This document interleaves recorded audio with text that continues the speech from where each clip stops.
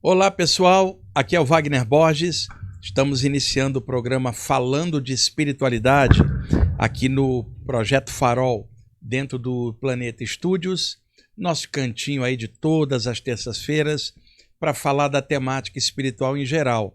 Na parte técnica, meu amigo Eudes Ananda. E aí, Wagner, é só de boa? Opa! Pessoal, como vocês sabem, enquanto o programa está passando aqui, eu estou viajando pela Europa, fui fazer curso e palestras, deixei o programa da semana passada gravado e mais esse que vocês verão hoje.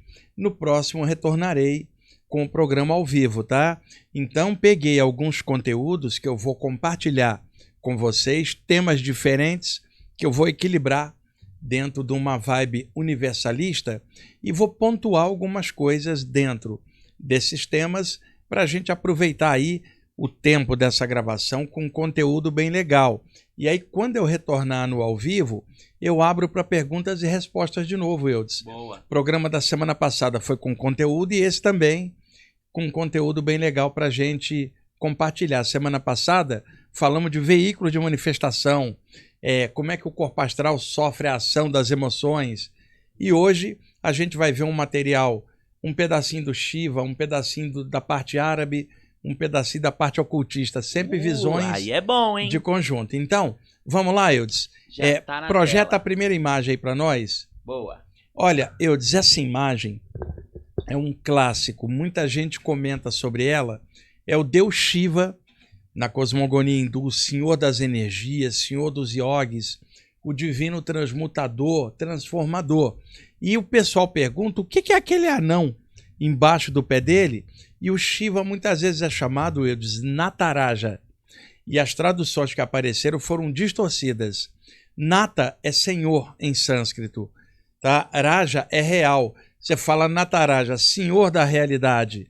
O que ele faz, Eudes? Você está envolvido numa bruma de ilusão, que o hindu chamaria de Maya, um véu ilusório, levando você a distorções da percepção. Shiva chegaria em frente e faria uma dança, sendo que essa dança diluiria toda essa massa de ilusão, chamando você para a realidade. Realidade, ou aquilo que é real, Raja, Nata, Senhor, Senhor da realidade, que promove a dança da transformação, que desperta a pessoa para o real. Então, Nataraja, Senhor do real, o Senhor da realidade que dissolve todas as ilusões. Quando se fala que ele é dançarino divino, não é que é dançarino, ele promove a dança da mudança, que dança é movimento, movimento é energia, Shiva é o Senhor dos yogis. Então a tradução não é dançarino divino, como muita gente comenta, não. É Nata, que é Senhor, Raja, que é real, Senhor da realidade, que promove a dança da mudança, que é o aspecto, o movimento das energias. Então, olhando a figura, se diz que essa imagem é o Shiva com 5 funções. Eu desacompanho a imagem comigo. Na mão direita superior tem um tamborzinho chamado Damari em sânscrito. Esse tamborzinho representa a pulsação da vida no universo. Tipo assim, eu digo, ó, tum, tum, tum, a batida do coração universal gerando vida em todos os planos. Criação, energia, pulsação da vida. É o tamborzinho na mão direita superior. A mão de baixo direita está num gesto de bênção ou preservação. A mão esquerda lá, Eudes, uma acha de fogo, o fogo representando todo o poder de transformação. Então observa, a mão direita superior com o tambor, criação. A mão direita de baixo, preservação. E a mão esquerda, transformação, porque aquilo que cresce é preservado, um dia morre para poder renascer numa eterna criação, preservação e transformação. A quarta mão, no caso a mão esquerda, aponta para baixo, significa revelação. Sabe aquela história, eu segue a seta, Shiva apontando para baixo, é revelação, ele está te pedindo, olha para baixo. Quando você olha para baixo, tem um anão, Eudes, que representa o ego inferior da gente. Tudo que prende a gente dentro de apego, medo e ignorância e que impede o verdadeiro despertar, representado naquele cara pequenininho embaixo, que é o ego da gente. E tem um pé do Shiva em cima dele. Quando a mão esquerda do Shiva aponta para baixo, é revelação. Quando você olha para baixo, o pé dele está em cima e a outra perna levantada, que é graça. que ele está dizendo? Olha, vou esmagar o teu ego. O pé levantado significa desapega, porque eu vou destruir em você tudo que impede sua ascensão. Então são 5 funções. Tambor, criação. Mão direita, preservação. Mão esquerda com fogo, transformação. A outra mão apontando para baixo, revelação. E o pé levantado, graça, que significa ele vai criar o desapego para você e matar o teu ego. Olha que imagem maravilhosa. Tudo Vamos isso dissecar numa isso única imagem, numa né? única imagem. Vamos dissecar isso melhor. Avança. Para ficar mais fácil. Ó, Shiva Nataraja com 5 funções cósmicas. A mão direita é a emanação, o som, o on, a vibração da criação, Damar e o tambor. A mão de baixo, aberta, sustentação, palma erguida, a baia, que é o destemor que o amor traz. O amor nada teme. Pode ir. A mão com a acha de fogo, dissolução, transformação e fusão com o todo. A acha de fogo é o fogo da alma, a flama espiritual. A mão apontando para baixo, a revelação, a graça que Shiva vai te dar. E o pé levantado é o ocultamento, a destruição do ego e o desapego das coisas ilusórias. Olha que material legal de poder mostrar e clarear, porque traduziram Nataraja, Senhor da Realidade, como dançarino divino. Não está correta a tradução. É o dançarino no sentido da promoção do movimento que dissolve a ilusão. É o Senhor da Realidade que promove a dança da mudança. Essa é a tradução correta. Bem entendido, Eudes? Porra! E que legal a gente estar aqui no programa podendo Passando clarear isso pra esses todo temas, mundo, né? didaticamente, mostrar de forma aberta, sem estar presa a área nenhuma. Eu não sou hindu, não sou nada. Eu, no momento, estou brasileiro, como tive na Índia antes e outros lugares. Mas eu sou uma consciência igual todo mundo que está assistindo e você, momentaneamente no corpo, representando um papel numa nova encarnação, como um homem aqui na Terra. Mas nós somos consciências, né, Eudes? Sim. E todo mundo que está assistindo também. Pode fechar. Fechar já? E vamos abrir já a outra. E qual que é a outra? A alquimia. Bom, esse é o material sobre o Shiva dentro da cosmogonia hindu. Eudes, agora um material tirado do sufismo, tá? Surgido no mundo árabe, do mestre Abu Hamid, Muhammad al-Ghazali, tá? O livro Alquimia da Felicidade é um livro de cultura sufi, e esse mestre Abu Hamid Muhammad al-Ghazali viveu entre 1058 e 1111 depois de Cristo, no mundo árabe como sufi. E olha o que ele revela, Eudes, que é a saída do corpo durante o sono. E isso naquela época, você vê a antiguidade. 58. 1058. Você vê como já se falava de saídas do corpo em contextos místicos, não abertos, mas que já estava lá. E eu, como pesquisador, resgato essas pérolas da antiguidade e trago para mostrar, para entender o universalismo das saídas do corpo. O que acontecia no mundo nessa época? Você sabe qual era? Cara, o momento do essa mundo? época, aqui no Ocidente, nós estávamos nas trevas da Idade Média, cara. E essa é a época, aí, se eu não me engano, da primeira cruzada, onde os cruzados invadiram o mundo árabe. Então, eu gosto muito da parte histórica, Eudes. E no mundo árabe surgiu o sufismo. Eu citei aqui num programa anterior o Jalaluddin Rumi, que era um poeta sufi do século XIII, na área do Afeganistão. Maravilhoso, cara. Tem cada poeta sufi na tradição. Tinha também, na Índia, um poeta chamado Kabir, que era tanto adorado por muçulmanos quanto por hindus, que ele trabalhava de forma universalista. E era um grande poeta também. Então eu sou admirador desses grandes poetas, como eu gosto do Khalil Gibran, Fernando Pessoa, Olavo Bilac. Eu sou fã desses caras que escrevem muito bem. Às vezes, Eudes, alguém fala assim, eu gostei do texto que você escreveu, você escreve bem. Cara, eu não chego ao dedinho da unha do dedo mindinho de um desses caras que eu estou citando, que era um gigante da escrita. Eu vou tentando quebrar o galho dentro da área espiritual, escrevendo alguma coisa da forma que eu posso. Mas esses sim são grandes escritores. Então vamos ver o que esse mestre sufi falava naquela época. Pode ir, Eudes. Agora, a alma racional do homem abunda em maravilhas, tanto de conhecimento quanto de poder. Através dela, ele é mestre das artes e das ciências. Pode passar num instante da terra para o céu e voltar novamente. Pode mapear os céus e medir a distância entre as estrelas. Já naquela época já se tinha a visão das estrelas em todo o Oriente, no mundo árabe, desde a Grécia, na verdade, já se observava as estrelas. Vamos lá. Mas também pode tirar o peixe do mar e os pássaros do ar, e pode subjugar para seu serviço animais como o elefante, o camelo e o cavalo. Seus 5 sentidos são como 5 portas se abrindo para o mundo externo. Porém, mais maravilhoso do que isto, seu coração tem uma janela que se abre para o mundo invisível dos espíritos. É assim, Eudes, nossos 5 sentidos levam nossa atenção para fora. Quer dizer, a visão principalmente, audição, olfato, paladar e tato, para perceber um mundo externo e puxar informação para dentro da mente. Então, durante a vigília, nossos sentidos estão abertos para um mundo exterior. Quando a gente vai dormir, nós vamos para um mundo interior, nos isolamos da parte externa. Então, ele está dizendo que durante a vigília, os sentidos estão abertos para o mundo de fora. Quando você fecha os olhos e interioriza, o sentido se amortece e abre outro sentido no coração, que abre para o mundo dos espíritos durante o sono. Olha que espetáculo isso. Vamos lá. No estado do sono, quando a avenida dos sentidos está fechada, essa janela é aberta e o homem recebe impressões do mundo invisível e, às vezes, prenúncio do futuro durante o sono, Eudes, significando os sentidos que estavam abertos para fora não estão influenciando. Então a pessoa percebe um mundo interno e percebe parâmetros além do tempo e do espaço. Pode ir. Seu coração, então, é como um espelho que reflete o que está retratado na tabuleta do destino.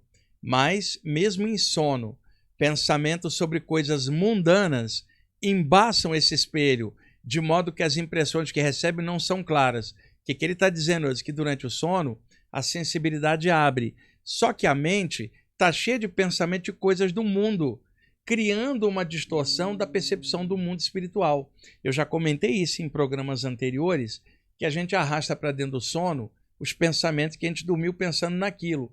Como são pensamentos ligados ao mundo e à vida cotidiana, a gente arrasta o mundo material na nossa mente para dentro do sono, quando a gente deveria desligar do mundo externo e prestar atenção no mundo interno. Mas as pessoas não fazem isso. Deita, enquanto o sono vai chegando, pensa 1 milhão de coisas relativas ao mundo físico, à vida cotidiana.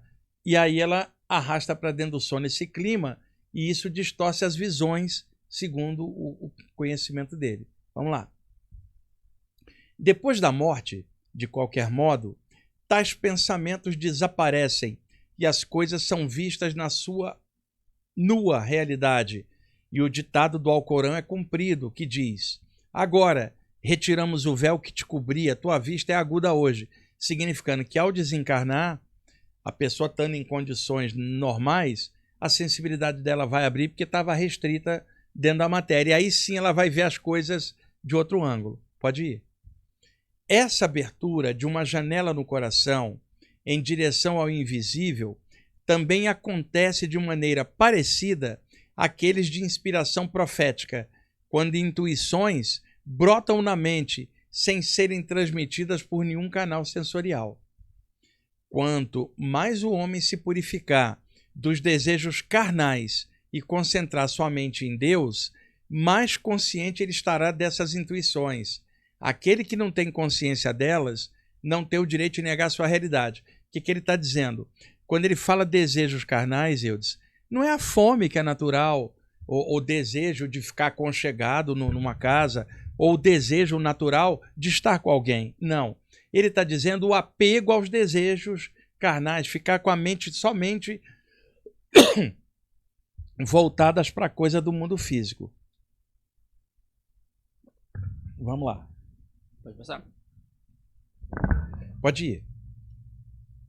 Tais intuições não são restritas somente aos de qualidade profética, assim como o ferro, que sendo suficientemente polido pode tornar-se um espelho, qualquer mente com a devida disciplina pode tornar-se receptiva a tais impressões. Eudes, ele está dizendo que esta capacidade de percepção ela não está restrita aos de qualidade profética, que eram os médiuns daquela época. Ele está dizendo que que o ferro pode ser polido a ponto de se tornar reflexível na imagem, como um espelho. Está dizendo que pela disciplina alguém pode desenvolver também, que isso é potencial de todo mundo. Pode ir. Acabou. Que foi? Acabou? Tá.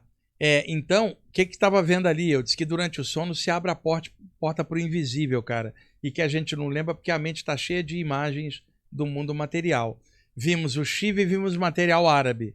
Vamos agora trocar. Você vai para o Stanislas de Guaita, que era um ocultista francês do século XIX, que eu sou muito fã dele. Ô Eudes, você deixou o contador ali e eu não consigo... Ah, não, tá certinho. Agora que eu vi que tá... Não, tá perfeito. Tá? Eu achei que você não tinha regulado o contador para a gente calcular o tempo, já pensou? né? Do nada, vamos ter que fazer 2 horas agora. Não, porque o Paulo vai chegar daqui a pouco e vai expulsar a gente, porque a gente está com horário hoje de gravação bem contado.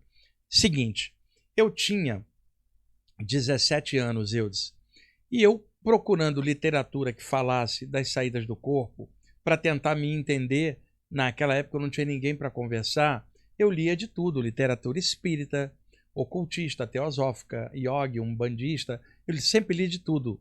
E isso me deu uma visão de conjunto bem arejada dentro do meio que eu usava com a minha experiência para filtrar e harmonizar. Então comecei a estudar os ocultistas franceses do final do século XIX. Naquela época, um pouquinho antes, havia um grande ocultista chamado Eliphas Lévy, que era um padre chamado Louis Constant, que foi expulso da Igreja Católica porque gostava de ocultismo. Olha. E ele adotou o pseudônimo Eliphas Lévy, que era uma entidade dedicada à cura. O nome dele era Louis Constant, nome esotérico Eliphas Lévy. Ele nasceu em 1810, desencarnou em 1875, aos 65 anos. Era o ocultista mais conhecido daquela época.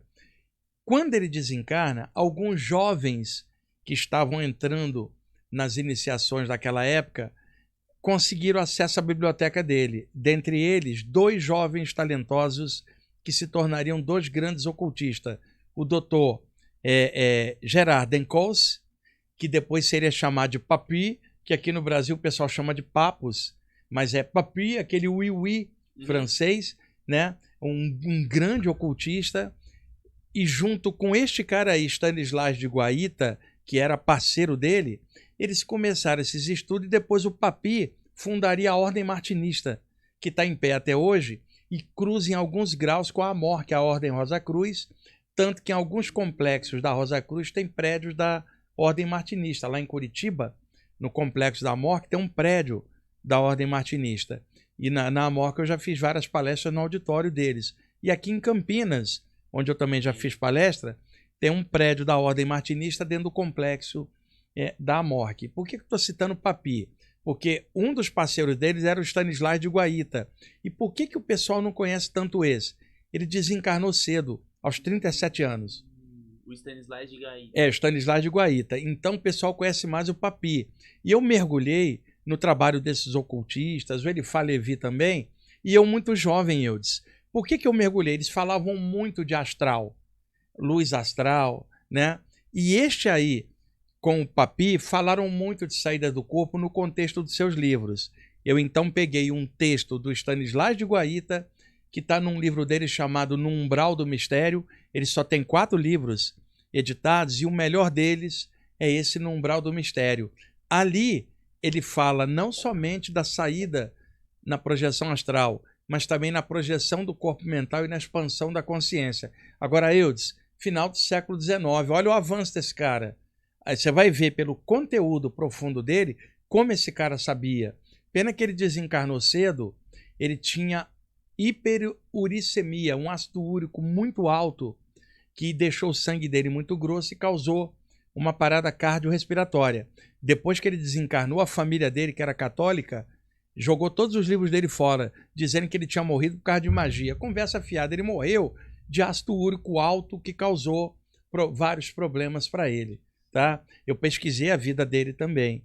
E era um ocultista, cara, que sou fã, sensacional. Então eu quero compartilhar esse material dele. Eu me lembro que deve ter uns 6 ou 7 anos, e eu mostrei esse material dele num programa que eu fiz lá no IPPB com o Jefferson na época, mas aqui no Farol muita gente não assistiu. E eu quero novamente voltar a ele, porque realmente é coisa de alto nível. E outra, olhando o conhecimento desse cara, Eudes, no século XIX, e a profundidade, e você olhando a leviandade com a qual muita gente aborda as saídas do corpo, você vê uma defasagem enorme. E você vê o que é profundo e compara com a falta de profundidade que muita gente tem e não quer ter profundidade dentro desses estudos, cara. Isso aí é um exemplo para nós de coisa séria e é uma honra poder compartilhar isso. Vamos lá, então? Bora. Aí está a capa do livro No Umbral do Mistério, da editora Martins Fontes. Isso é uma edição um pouco mais moderna. A edição que eu peguei original era de 1978. Era uma editora lá de Porto Alegre que hoje não existe mais. Então é mais fácil encontrar essa da Martins Fontes e é dali que eu tirei esta parte, Eudes. Vamos lá. Chama-se Êxtase, Stanislas de Guaita. Olha a época que ele viveu, 1861, 1897, 36 anos. O livro se chama No Umbral do Mistério, é o capítulo onde ele fala do êxtase. Eu falava antes, Eudes, Stanislas de Guaita. Não sei falar francês. Até que um amigo meu que falou Stanislas de Guaita. Por isso que eu estou usando essa expressão. É até mais bonito de falar, né? Stanislas eu falava Stanislas de Guaita. Olha, e Stanislas de Guaita, o meu amigo me corrigiu. Pelo menos essa foi a correção. Nem sei se é exatamente. Quem conhece francês pronuncia melhor, claro. Então vamos lá.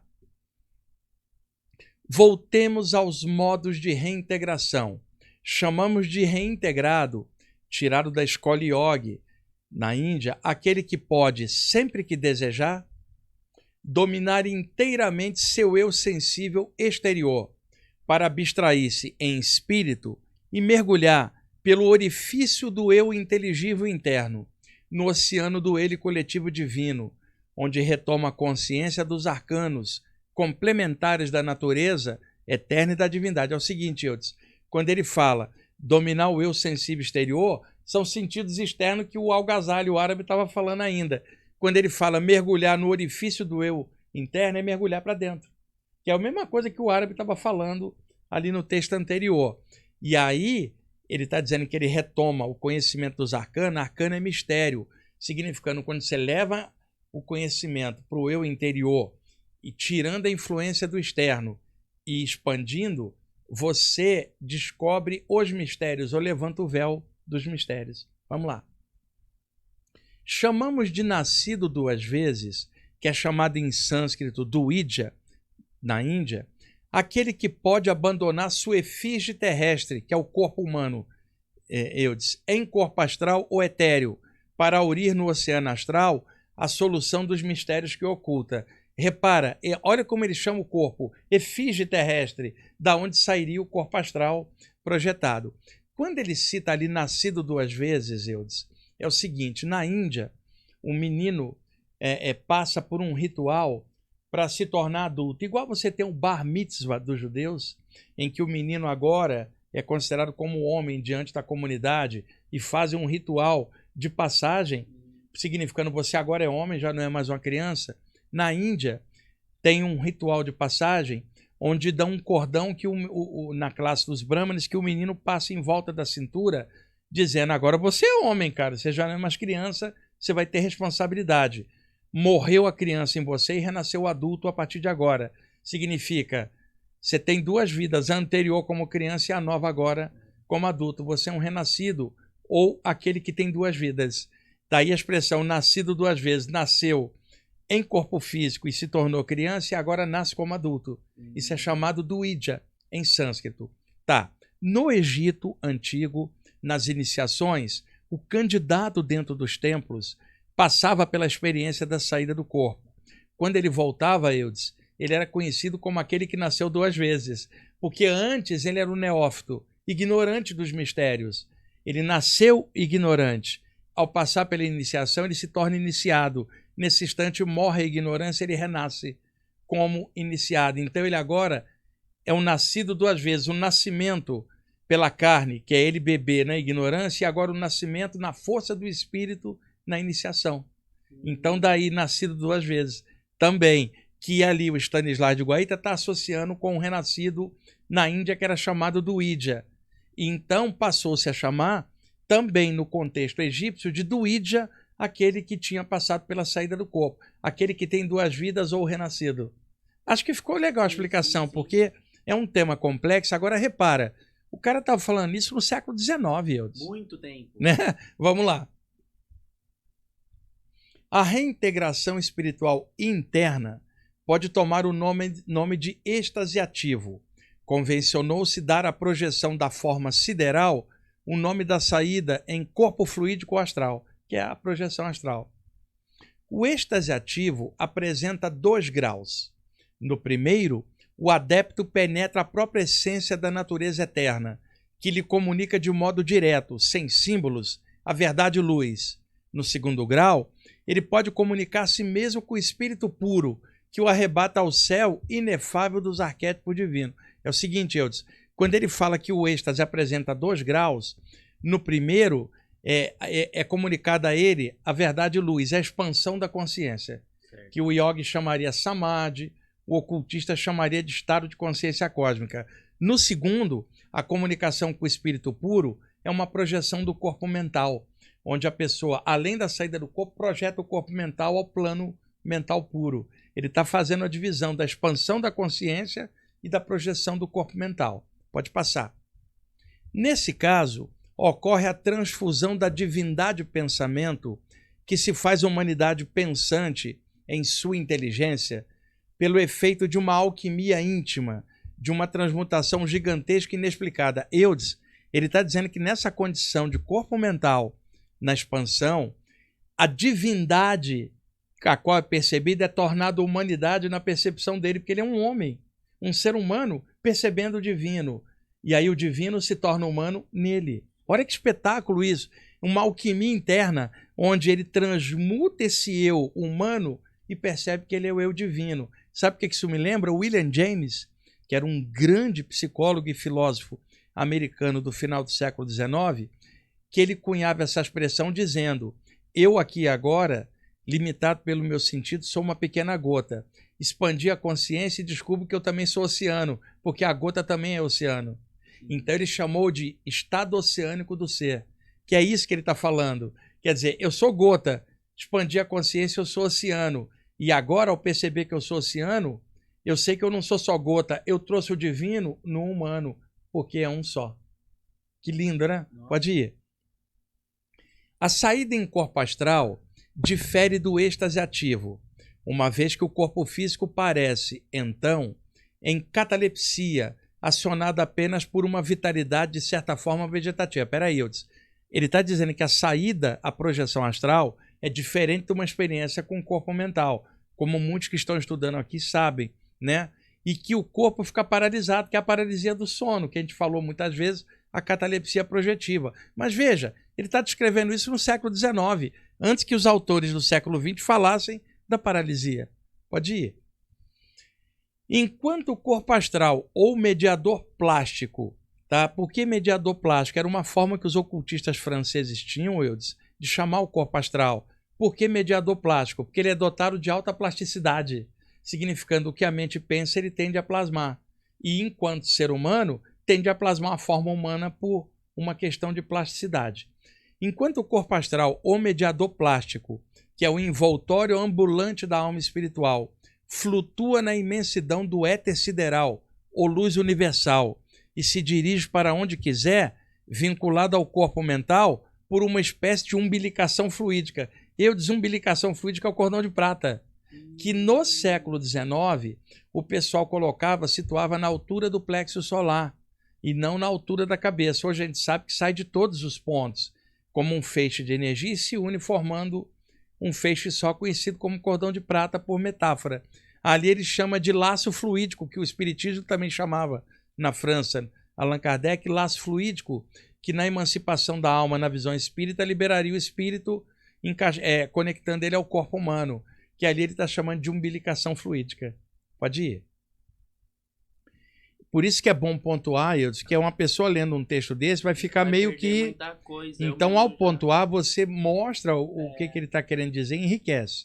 Assim, a personalidade consciente vagueia sob forma astral por onde lhe apraz e vai, por si mesma, tomar conhecimento das realidades longínquas que lhe podem interessar. Mas então, se são noções de ordem inteligível que ela deseja adquirir, essas noções lhe são transmitidas apenas simbolicamente, por intermédio da luz astral, que é antes de tudo configurativa. Eudes, muito comum relatos não só de pessoas fora do corpo, mas clarividentes e médiuns que percebem que existe um simbolismo na natureza do plano astral, muitas coisas plasmadas simbolicamente para o estudante decodificar. E o Stanislas de Guaita, como era ocultista, ele sabia claramente que por meio de uma imagem você tem um mundo de informação quando você decodifica o seu simbolismo. E aí ele está falando que o plano astral, muitas vezes simbolicamente, passa informação por figuras projetadas para a pessoa interpretar. Pode ir. E, portanto, só fala oferecendo à sagacidade do espírito uma série de imagens que este deve, em seguida, traduzir como hieróglifo do invisível. O modo concreto e emblemático é, assim, o único de que a verdade pode fazer uso para exprimir-se por intermédio do astral. O que ele está dizendo na linguagem ocultista, Eudes? Quando alguém é o iniciado e sai do corpo, potências maiores, inteligências invisíveis, que estão em planos que a pessoa não consegue acesso, projetam figuras projetadas no astral para a pessoa decodificar todo o conteúdo. Mas isso só pode ser feito por alguém que está iniciado naquele estudo, não por um leigo que estiver fora do corpo.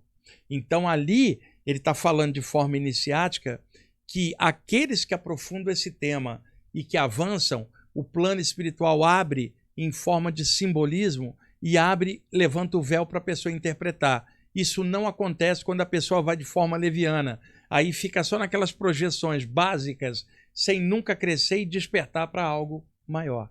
Pode ir. Na modalidade passiva, o autoêxtase tem, igualmente, 2 graus. Primeiro, comunicação com a natureza e essência na luz de glória. Quando a pessoa expande, fala, eu e a luz somos um só. Eu e o todo somos um só, porque o todo está em tudo. Pode ir. Segundo, com o espírito puro. Quanto ao êxtase passivo ou inferior, ele é apenas o estado de lucidez, quer natural, quer magnética.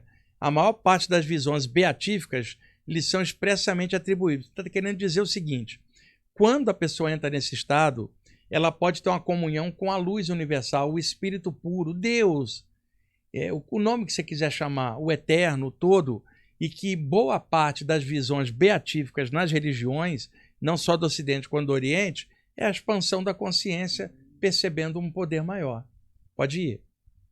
O que sobretudo importa ao adepto, no caso, o iniciado, é chegar a pôr-se em comunicação espiritual com a unidade divina, é cultivar um dos graus do êxtase ativo e aprender a fazer com que, dentro de si, vil átomo, fale a voz reveladora do universal absoluto. Quer dizer, o objetivo do estudante espiritual é a expansão da consciência, Eudes, a fusão com um poder maior do qual ela é originária. Então, ela aprende que dentro dela, que é um conjunto de átomos, também habita o divino. Ela tem certeza disso agora. Pode ir. Você acredita que então que a gente é parte do todo tendo que voltar para ele? Não, na verdade, ir e voltar desaparece quando você fala que o todo está em tudo. É o infinito e é você, é tudo, porque não há nada fora do todo. Então, é legal agora... É paradoxal. É paradoxal porque o cérebro da gente usa a noção de espaço e tempo. Mas se você falar num Deus que só está lá em cima e não aqui dentro, tem algo errado com a palavra o todo, porque só está lá em cima e não aqui embaixo. Né? E como é que Jesus falava? O que se acende em cima, acende embaixo, o que acende embaixo, acende nos céus. Uma interdependência, que o todo está em tudo. Né? Vamos lá. Então, é possível ao relativo compreender o absoluto? Não, sem dúvida. Mas é viável assentir-lhe sim unindo-se a ele. Um fragmento de espelho convexo não reflete todo o céu? Eudes, não é possivelmente relativo a compreender o absoluto, porque o nosso raciocínio é relativo. E moramos num planeta pequenininho no meio do infinito e a gente mal se conhece, quanto mais a consciência cósmica. Então a mente relativa não tem como compreender o absoluto.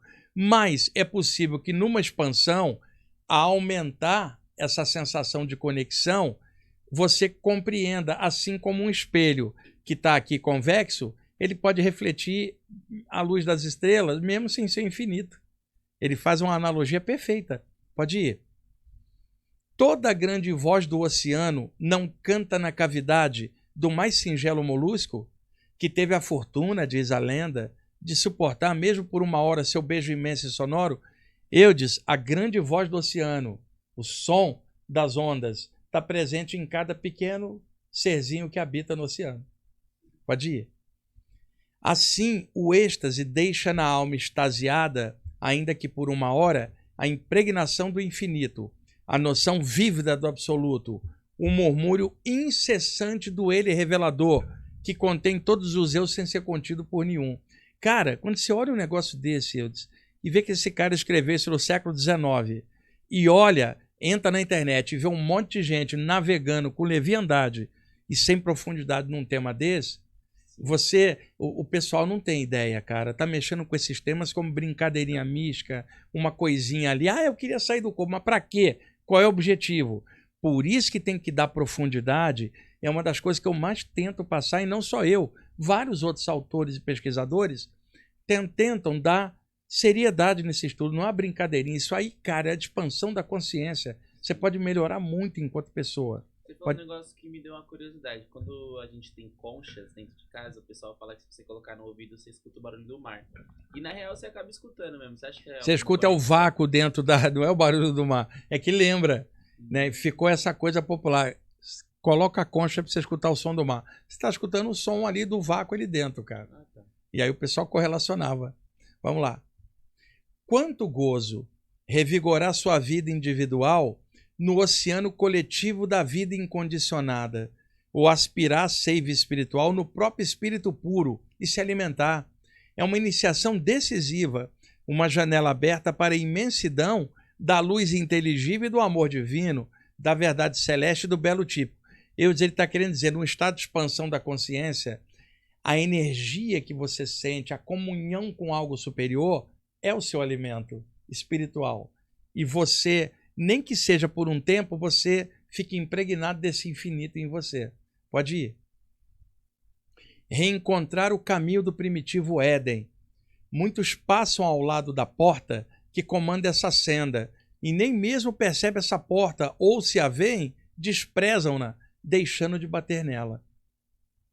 Talvez até bata nela um curioso que não saiba fazer ressoar o umbral dos 3 toques místicos. Bate profanamente e a porta não lhe será aberta.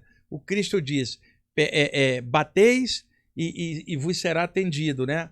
E ele também disse, muitos são os chamados, poucos os escolhidos. Olha aqui, a iniciação literalmente, pode ir. Como conciliar esses 2 textos? Quer dizer, Cristo dizia o seguinte, batei que a porta se abrirá, mas ao mesmo tempo diz, muitos são chamados, poucos os escolhidos. E aí ele interpreta assim, acontece que às vezes aqueles que batem na porta não são ainda chamados. Muitas vezes aqueles que seriam chamados não batem, ou mais frequentemente batem mal. É fantástica essa analogia. Pode ir. Portanto, se aspiras a tornar-te um adepto, evoca o revelador que fala ao âmago do teu ser, impõe ao eu o mais religioso silêncio, para que o ele se possa fazer ouvir. E então, mergulhando nas profundezas de tua inteligência, escuta falar o universal, o impessoal, o que os gnósticos chamam de o abismo, o profundo, o incognoscível, Eudes, que é o eterno em todas as coisas. Pode ir. Porém, é preciso estar preparado, e esse é o papel do iniciador humano, zelar por essa preparação, sem o que o absoluto só tem uma voz para aquele que o evoca estouvadamente, voz terrível que tem o nome de vertigem. Eudes, o que ele está dizendo? Se uma pessoa sem preparo tiver uma expansão da consciência, ela enlouquece. Ela não tem parâmetro para poder entender o que é a comunhão espiritual. Então, para isso, a pessoa tem que se preparar, estudar e avançar, para quando aquilo acontecer, ela ter o estofo para entender o que está rolando. E aí ele chama de vertigem, quando a pessoa enlouquece, quando tem uma abertura que ela não tem profundidade para entender. Pode ir. Em resumo, tem-se aqui um grande sublime arcano, mistério, né? Alguém só pode completar a sua iniciação pela revelação direta do Espírito Universal, coletivo, que é a voz que fala ao interior. Ele é um mestre único, o inevitável guru das supremas iniciações. Eudes, alguém pode ser iniciado por alguém que hierarquicamente lhe é superior num grupo, ou por um guru ou um mestre. Mas o que o Stanislas de Guaita, que era iniciado, está dizendo? A verdadeira revelação vem do espírito puro, não de outro homem encarnado na Terra, que pode até ajudar nisso, mas a revelação só se completa com a expansão da consciência, o estado de consciência cósmica. Pode ir. Conhecemos as diversas maneiras de entrar em contato com ele, ir à sua busca, fazê-lo vir, deixá-lo vir, entregar-se a ele ou tomar parte de sua soberania, que é a ligação com o Eterno. Olha que texto maravilhoso, Eudes, tirado de um livro do século XIX, no Umbral do Mistério, o capítulo chamado Êxtase, do grande Stanislas de Guaita.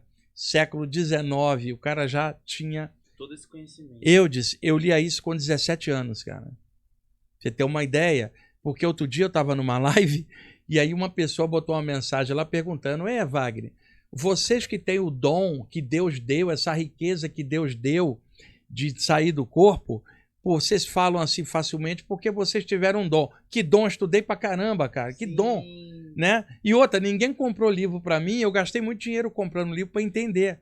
Tem uns que falam, dai de graça o que você recebeu de graça. Eu nunca recebi um livro de graça. Eu comprei todos, tive que correr atrás, trabalhar para comprar. Então, é importante ter literatura profunda. Existe uma técnica, Eudes, que diz assim, num dia bem pesado, quando você estiver sendo puxado por um polo inferior, leia algo do polo superior, porque você vai ao contrário e equilibra os dois polos. Sim. Então, quando é que a gente tem que ler um texto desse? Num dia difícil, para elevar o pensamento, para contrabalançar a baixaria daquele dia. E aí, quando a pessoa cai numa baixaria, ela não lê algo alto, ela permite a baixaria tomar conta dela. Sim, então, mais. Num dia difícil, lê algo elevado, cara, para equilibrar no meio, né? Que é uma técnica hermética clássica. Pode fechar ali, Eudes? Certo.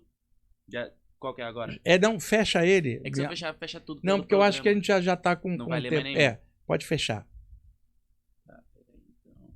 É que é o seguinte, tinha mais um ali, pessoal, mas é que ali eu falando de chakras e iniciações espirituais, que a gente vai ver em outro programa, Eudes, para não saturar com muita informação, cara. Porque esse texto Stanislas de Guaita, cara, que texto profundo, que suscita... Nossa, ele... uma reflexão muito séria. Tem que parar, ler devagar até. Agora veja, estou mostrando um texto de um ocultista francês, mostrei um sufi da tradição árabe e comecei pelo Shiva, cara. É uma volta ao mundo. É uma volta universalista e só coisa legal no conjunto, sim, num programa gravado enquanto eu estou viajando. Merece um Por isso que é legal compartilhamento, compartilhar essas informações aqui, é uma honra, cara, poder passar isso em aberto.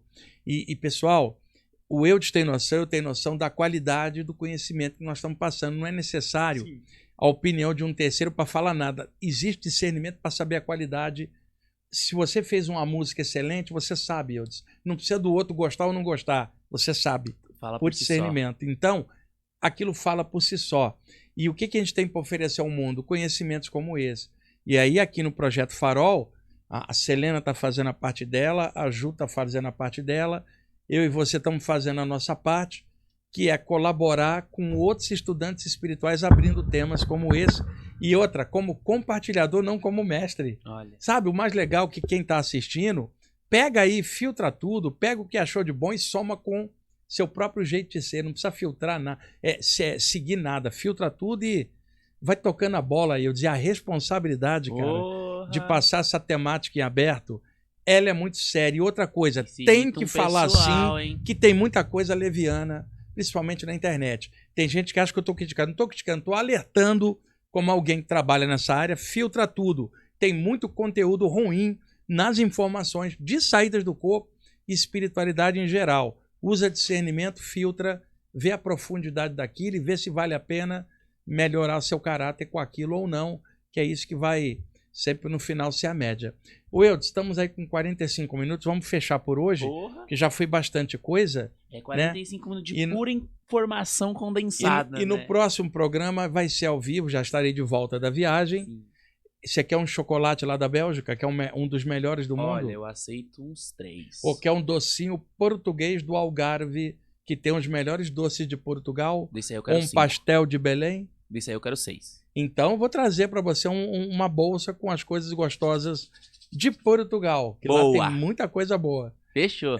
Ou E se vocês você quiserem quer me dar aí o de chocolate presente... trazido da Bélgica ou um CD trazido de Lourdes. Vou trazer um CD. Não, CD não. Não, o CD ele não quer, pessoal. Eu vou trazer um CD só de guitarra para você saturar sua mente e Eu abrir novos horizontes. Eu nem tenho onde colocar o CD. Você nem tem onde Eu nem colocar. tenho onde colocar o CD. Se trouxer alguma coisa via Bluetooth, eu conecto. Tá, e você conecta para escutar funk no Bluetooth em Isso. casa pela internet. Exato.